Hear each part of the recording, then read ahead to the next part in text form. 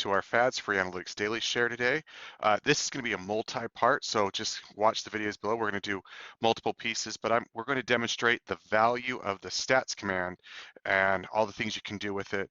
I'm going to use a simple command and just continue to add stats pieces to it, and we'll see the different analytics that can be derived from that. So right now we're going to use the range, and I say range here, but we'll also use min and max. Basic concept here is I have network traffic. I'm using Corelight. These are my con logs. I eliminated desk port of 0. Most often when you see desk port of 0, it's ping scans. That just throws off my numbers when I do range. And so I found I take the desk port of 0 out. You can leave it if you want to, but just recognize that we'll do some interesting things to your numbers. And then I'm just doing here a stats min on desk port, a max desk port, and a range desk port. The range command takes the lowest number and the largest number and tells you the diff between them. And so here's an example of these values. I'm going to move back a page so you can see where all of these machines, we might have multiple accounts. This one here, 6,136 connections to it. The desk port is 547 and the max desk port is 547. The range is 0. Anytime you see a range of 0, you can pretty much guarantee that that machine is relatively dedicated to that network traffic. Remember that machines use random ports up above a certain number, or they might serve multiple purposes, be listening on multiple ports. If your range is 0, that means the highest port and the lowest port are the same. And so this machine here is a web server using SSL.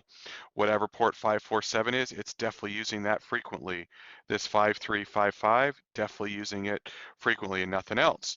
We'll move to another page where we can see this machine here has got a range of 2, and it's using 133 and 135, 133 and 136. So we can start to see some range.